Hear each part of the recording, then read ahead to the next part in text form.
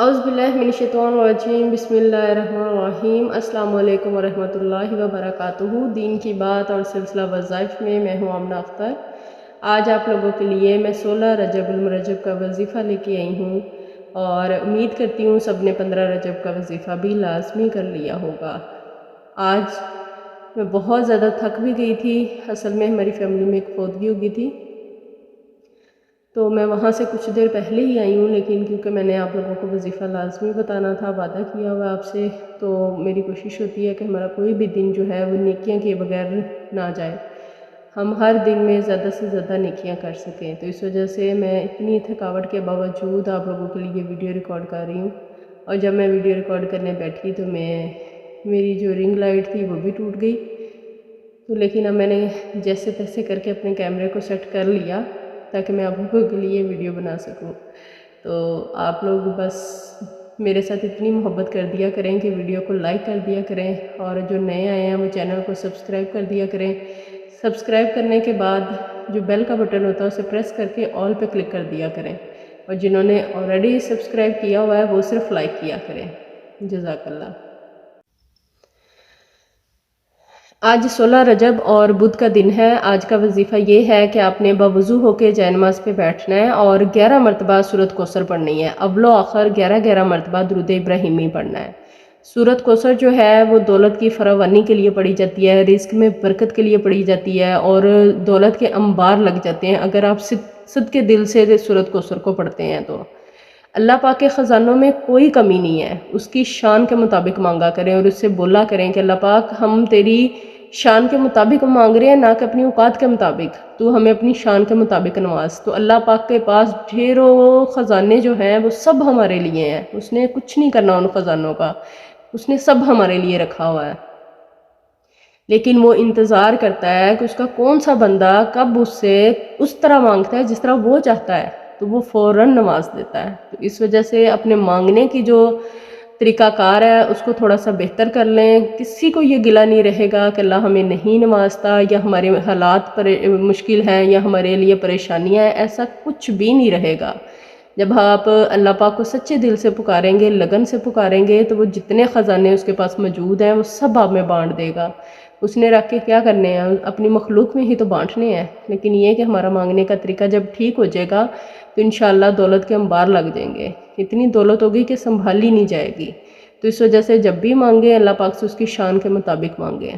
تو یہ سورۃ کوثر کا وظیفہ آپ نے کرنا ہے، کاروبار میں برکت کے لیے، رزق کی کمی کے لیے، کوئی قرض ہے اس کے لیے، کسی بھی طرح کی کوئی حاجت ہے آپ نے اللہ پاک سے مانگنی ہے۔ اور میں نے جیسا کہ پہلی ویڈیوز میں بھی بتایا، رجب کا مہینہ بہت ہی برکت اور رحمت والا مہینہ ہے۔ نبی پاک صلی اللہ علیہ وسلم نے ارشاد فرمایا کہ رجب اللہ کا، شعبان میرا، اور رمضان میرے بندے کا مہینہ ہے۔ تو اگر ہم رجب میں بیج بوئیں گے تو ہی شعبان میں اس کی آبکاری کر کے رمضان میں اس کی فصل کاٹیں گے۔ تو کوشش کیا کریں کہ زیادہ سے زیادہ بیج بولیں، اگر ہم اس مہینے میں زیادہ بیج بوئیں گے تو ہی ہمیں رمضان میں فصل زیادہ ملے گی۔ تو جو میں وظائف بتاتی ہوں کوشش کیا کریں، میری محبت، میری چاہت جو میں آپ لوگوں کے لیے لے کے آتی ہوں اس کی قدر کیا کریں، اور میرے ساتھ آپ بھی وظیفے کیا کریں، وظائف کیا کریں۔ اللہ پاک کی پاک کلام میں بہت طاقت ہے، انسان کہاں کا کہاں پہنچ جاتا ہے اگر دل سے لگن سے اللہ پاک کے پاک کلام کو پڑھا جائے تو۔ دوسری بات، صدقہ خیرات کیا کریں۔ صدقہ خیرات صدقہ جو ہے وہ 70 بلاؤں کو ٹال دیتا ہے، صدقہ بیماریوں کو ختم کرتا ہے۔ نبی پاک صلی اللہ علیہ وسلم نے ارشاد فرمایا کہ اپنی بیماریوں کو صدقے سے ختم کیا کرو، مطلب ہم پہ جو بھی کوئی بیماری آتی ہے یا تو کوشش کیا کریں کہ صدقہ دے کے اس کو ختم کیا کریں۔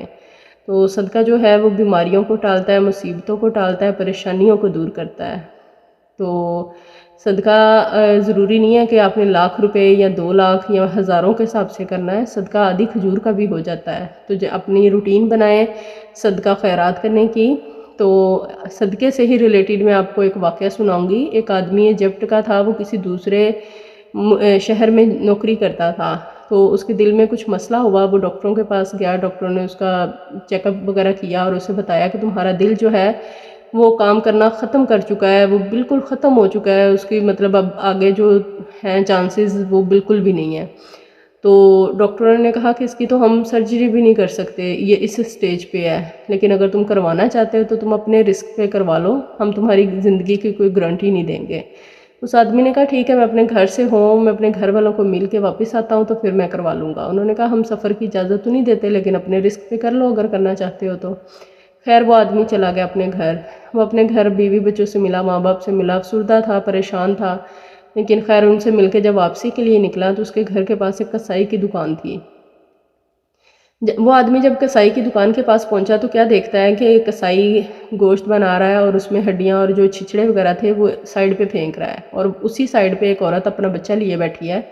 وہ جیسے جیسے ہڈیاں اور چھچڑے پھینکتا ہے وہ شاپر میں ڈال رہی ہے، ان کو بیگ میں ڈال رہی ہے۔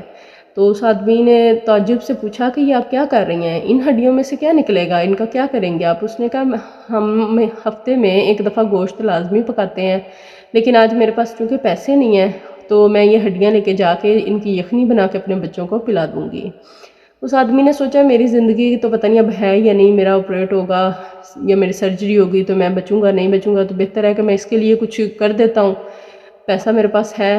اس نے اس کسائی سے کہا کہ یہ عورت جب بھی آپ کے پاس آئے آپ نے ان کو گوشت دینا ہے اور پیسے ان سے نہیں لینے، وہ آپ نے میرے حساب میں لکھ دینے ہیں، میرے کھاتے میں اس کو ڈال دینا، میں پیسے آپ کو دوں گا۔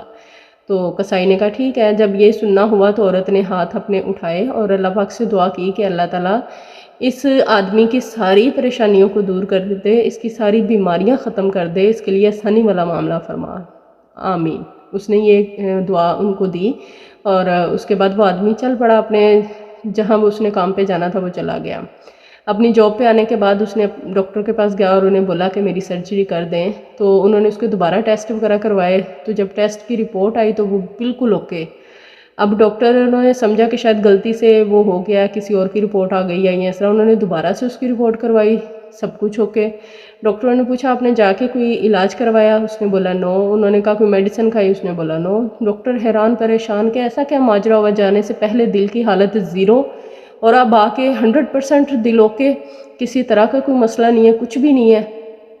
انہوں نے پوچھا کہ آپ نے ایسا جا کے کیا کیا کہ آپ کا دل بالکل اوکے ہو گیا ہے؟ تو اس نے کہا میں نے تو کچھ نہیں کیا۔ پھر اسے یاد آیا کہ میں نے اس طرح وہ عورت کے لیے گوشت کا وہاں بولا تھا اور صدقہ جاریہ سمجھ کے میں نے وہ کیا تھا۔ تو اس نے بتایا کہ بس یہ والا کام میں کر کے آیا ہوں، باقی تو میں اپنے گھر والوں سے ملنے گیا تھا، ان سے مل کے واپس آ گیا ہوں۔ تو مطلب ڈاکٹر بھی اتنے متاثر ہوئے اس چیز سے کہ دیکھیں صدقہ جو ہے وہ بیماریوں کو ختم کرتا ہے، اتنی میجر بیماری، اتنا بڑا مسئلہ، تو صدقے سے اللہ پاک نے اس کو ختم کر دیا۔ اور اللہ پاک جو چاہے کر سکتا ہے، اس نے کن فرمانا ہے اور ہو جانا ہے، اس کے لیے کچھ مشکل نہیں ہے۔ یہ ہماری سوچوں میں مشکل ہے کہ ایسا کیسے ہو سکتا ہے یا ایسے، تو اللہ پاک جو چاہے وہ کر سکتا ہے۔ اللہ پہ کامل یقین رکھیں، وہ معجزے کرتا ہے اور اس دنیا میں بھی معجزے ہوتے ہیں۔ تو اس وجہ سے صدقہ کرنے کی عادت کو اپنائیں، اپنے گھر میں ایک منی باکس رکھیں، صبح جب سو کے اٹھیں تو اس میں جو ہے ایک روٹی کا صدقہ ڈال دیا کریں۔ روٹی 12 روپے کی یا 14 روپے کی آج کل آتی ہے، اگر مہنگی بھی ہو جاتی ہے تو 16 روپے کی ہو جائے گی۔ جتنے کی روٹی ہو آپ نے صبح سو کے جب اٹھنا ہے نماز کے بعد، آپ نے وہ 16 روپے 12 14 جتنے کی بھی روٹی ہے آپ نے وہ اس باکس میں ڈال دینے ہیں۔ پورا مہینہ آپ نے اپنی یہ روٹین رکھنی ہے۔ جب مہینہ ختم ہو وہ باکس آپ نے کسی حقدار کو دے دینا ہے، کسی مدرسے میں یا کوئی ایسا بندہ جو آپ کو لگتا ہے کہ وہ حقدار ہے، اس کو صدقہ لگتا ہے، تو آپ نے وہ پیسے اس انسان کو دینے ہیں۔ آپ کا صدقہ پورا مہینہ جمع ہوتا رہا، آپ نے وہ اس انسان کو دے دیے۔ اسی طرح آپ ہر مہینے کی اپنی روٹین بنائیں۔ صدقہ 70 بلاؤں کو ٹالتا ہے، بیماریوں کو ختم کرتا ہے، مشکلوں کو آسان کرتا ہے اور خیر و برکت والا معاملہ کرتا ہے۔ تو اس وجہ سے اپنی عادت بنا لیں صدقہ کرنے کی اور اللہ پاک سے خیر و برکت کی دعا مانگا کریں۔ اللہ پاک ہم سب کے لیے آسانی والا معاملہ فرمائے، ہم سب کے کاروبار میں دن دگنی رات چگنی ترقی عطا فرمائے، ہم سب کو حلال رزق کمانے کی توفیق عطا فرمائے، آمین ثم آمین یا رب العالمین۔ دعاؤں میں یاد رکھیے گا، ڈھیر سارا اپنا خیال رکھیے گا۔ اللہ حافظ۔